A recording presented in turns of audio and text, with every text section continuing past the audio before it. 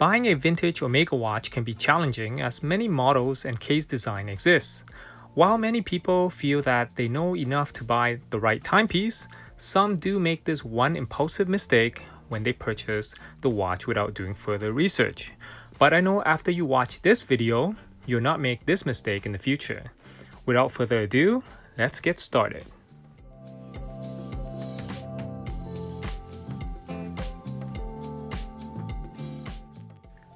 Hi guys, and welcome back to a new video with me, the Omega Enthusiast. What I am about to show you here will surprise many of you. That's right, the same looking watch may come in a few different sizes. Throughout the 1950s and the 1960s, a few popular or mass-produced models may have oversized and mid-size, or some people refer to as boy-size version. These mid-size models are less expensive, but it can be challenging to know what size it is in a photo. I will give a few pointers in this video to differentiate them apart, so stay tuned. Don't get me wrong, this is a mistake mainly for someone with a larger wrist looking for a regular or oversized watch. For example, in the vintage watch hobby, the standard size is 33 to 35 millimeters. Mid-size is 30 to 32 millimeters. Oversized is 36, and anything 37 or more will be considered a jumbo size. There are several mid-size models, but the four most common are the Seamaster 600, the Seamaster Beefy Lug, the Seamaster Deville, and the 1950s center-second manual wind. The first piece is a 1960 Omega Seamaster Deville automatic under the case model 165.004, first introduced in 1962 and lasted until the mid-1960s.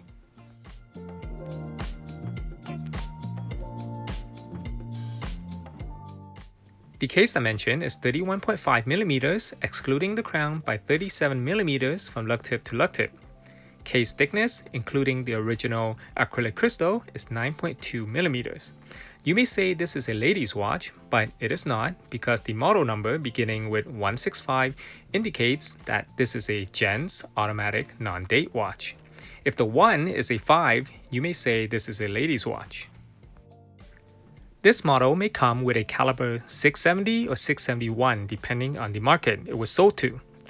This balance bridge on this piece has the OXG mark, indicating a US market Omega, so the caliber is 670 with 17 jewel.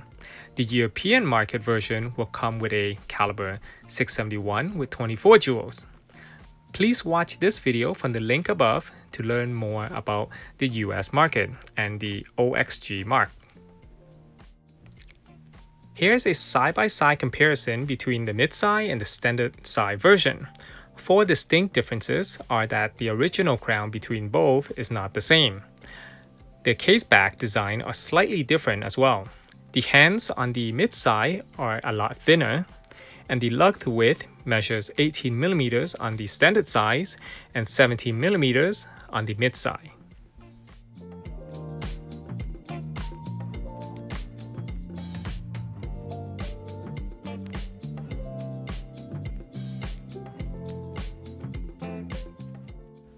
Watch number 2 is a vintage Omega Seamaster 600.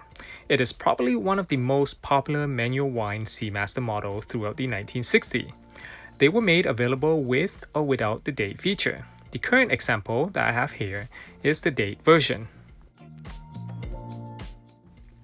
The case dimension is 32.6 millimeters, excluding the crown by 38 millimeters from lug tip to lug tip. The case thickness, including the acrylic crystal, is 9.2 millimeters. If you're interested in learning more about a Seamaster 600, please watch this video from the link above.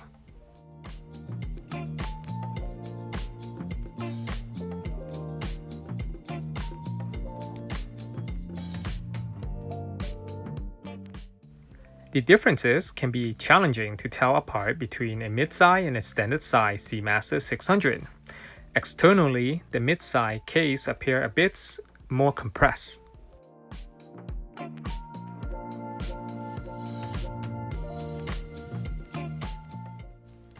But if you get to view the inside of the watch, It will help a lot since the mid-side version does not carry a movement ring like the one you see here on the standard side version.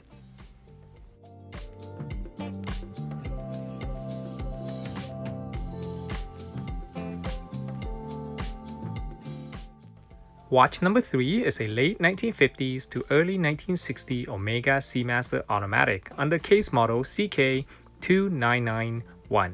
It is a mid-side version of a Beefy Lug Seamaster watch.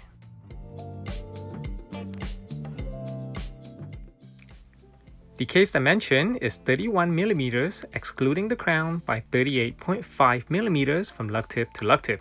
The case thickness, including the acrylic crystal, is 10.9mm.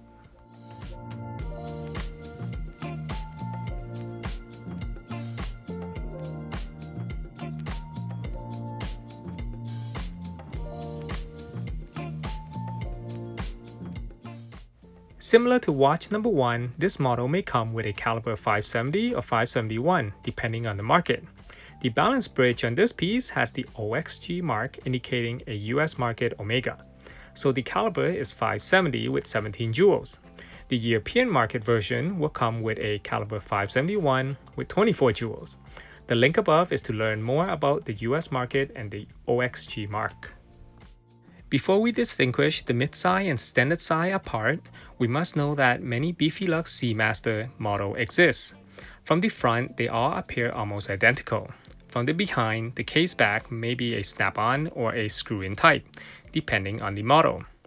Unfortunately, I do not have the correct standard side version to match with this mid-side version. The correct standard side version should be under case model 165.009 since it carried the same type of crown. But since I don't have one in hand, I am using the clover type crown version to compare. So the bezel design and the movement caliber will help you determine which is which. The mid-side version also takes a 17mm strap, and all the standard side version takes an 18mm strap size. Watch number 4 is a 1950s Omega manual wind with center second feature, under case model CK2667, first introduced in 1951 and lasted until the mid-1950s.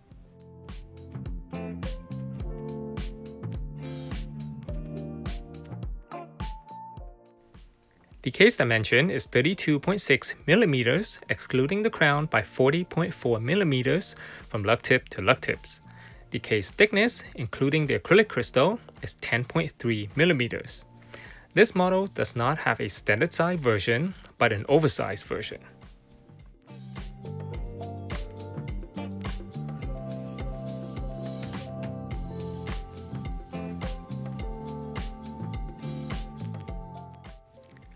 Unscrew open the case back, and inside is a manual wind caliber 420 with 17 jewels. Always ensure that the case clamps and screws are there to keep the movement intact.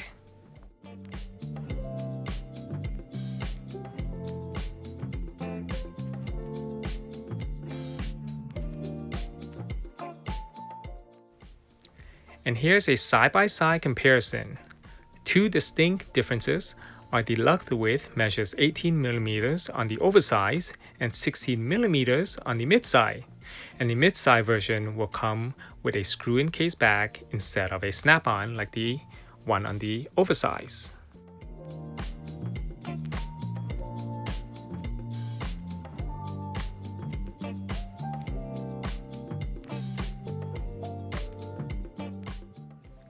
Watch number 5 is a bonus example. It is also a Beefy Lug Seamaster automatic watch. You can learn more about this piece from the link above. Here I have a standard size and an oversized version for you guys to compare the differences.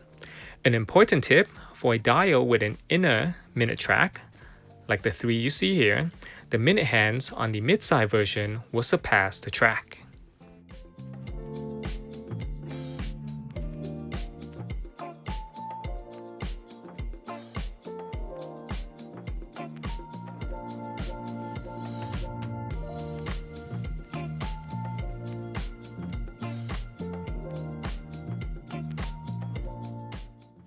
Since I have a small wrist, all of these watches will fit my wrist perfectly. In case you want to know my wrist size, it is 6 inches. We've come to the end of this video, and I hope you guys have learned something new as always. If you don't mind, comment down below and let me know which one of these mid-size version would you wear. You can also support my work on Patreon or smash that like button down below. Creating one of these videos takes up much of my time, so your support is much appreciated. Thank you for watching my video, and I look forward to seeing you in a future episode. Oh, and don't forget to subscribe if you have not yet done so. Thank you.